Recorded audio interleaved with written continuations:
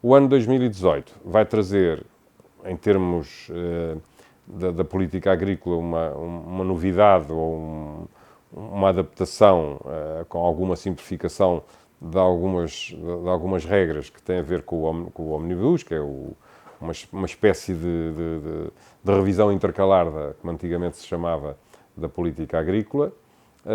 Vai ser um ano em que vão ser encetadas conversas já com outra profundidade relativamente à futura política agrícola comum, depois pós-2020, mas a nossa principal preocupação neste momento são exatamente as reservas de água e aquilo que pode acontecer se o ano se manifestar seco, conforme foi o ano 2017. Porque a acontecer o que aconteceu o ano passado, a tendência é as consequências serem ainda mais gravosas. E isso é uma preocupação que nós temos neste momento em cima da mesa e que já estamos inclusivamente a levar ao conhecimento da tutela. Já abordámos este assunto concretamente com o Sr. Ministro da Agricultura e com o Sr. Secretário de Estado da Agricultura para ver se somos capazes de minimizar ou atempadamente criar medidas de apoio às explorações que venham a ser afetadas por esse fenómeno.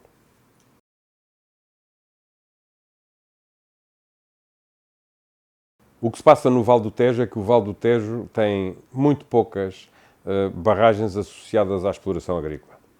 As barragens que existem no Vale do Tejo são basicamente de produção de energia elétrica. E a regularização do Rio Tejo não existe. Por isso, é necessário começar a programar-se com tempo um projeto ambicioso de criação de reservas de água que possam vir a regularizar o Tejo no futuro para efeitos de abastecimento da agricultura, uma vez que a água que está a correr no Tejo e que os agricultores utilizam em múltiplas bombagens pelo Tejo fora, estão a manifestar-se esgotadas.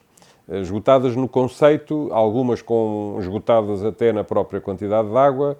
Os agricultores que bombam água do subsolo começam a ter francos problemas de qualidade e de dificuldade de acesso a essa água e, por isto, não é sustentável manter uma perspectiva de evolução e de progresso na agricultura do Ribatejo se não pensarmos na questão do abastecimento de água. O Vale do Tejo, o Rio Tejo, precisa de uma grande obra de regularização fluvial, tirando partido das modernas tecnologias para transformar o próprio Rio Tejo, eventualmente, num sistema navegável para associar outras atividades, como seja o turismo, alavancar a sustentabilidade desse progresso no Vale do Tejo e olharmos para o Tejo como uma segunda grande região a desenvolver com base num correto aproveitamento da água.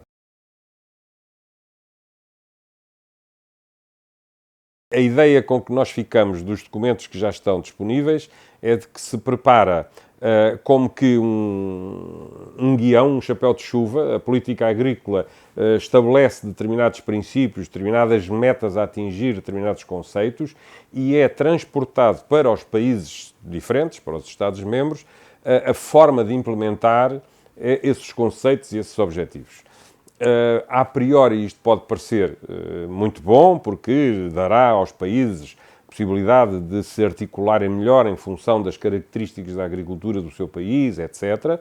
Mas corremos o risco de haver depois situações muito dispares e isso pode transformar-se num pau de dois bicos. Há algumas boas notícias, vamos nos chamar assim.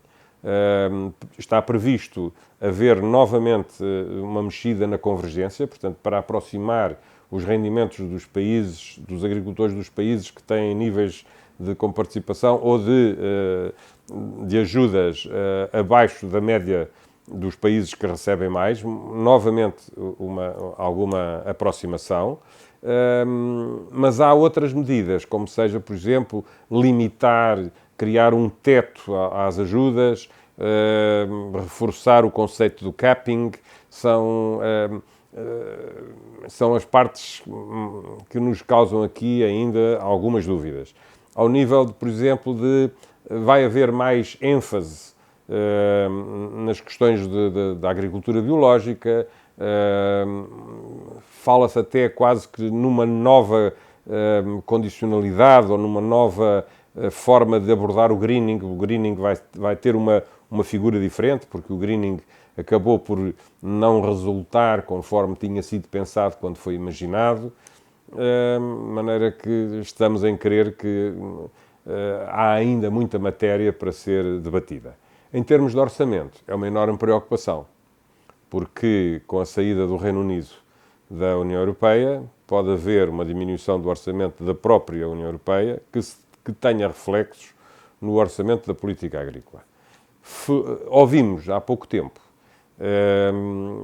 o comissário Phil Hogan dar a entender que proporá um reforço das contribuições dos países mais ricos, no sentido de que o orçamento global da política agrícola não tenha decréscimo em relação ao anterior quadro, uma vez que vai haver um país contribuinte líquido que vai sair.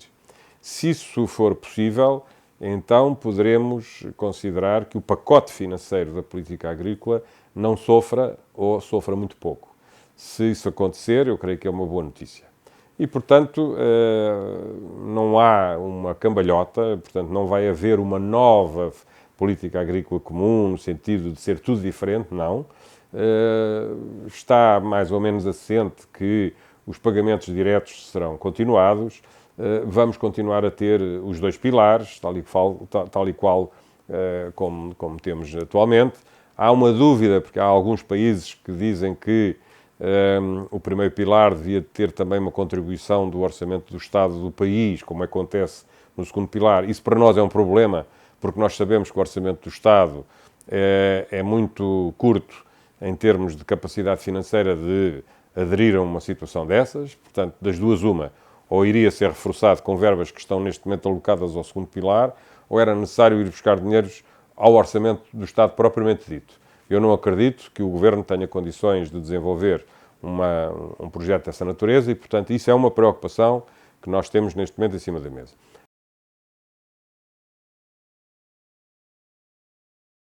A agroglobal tem vindo a evoluir, é hoje em dia já uma marca, um marco no espectro da agricultura empresarial em Portugal, e eu creio que será um local apropriado para se debaterem em profundidade até algumas destas questões.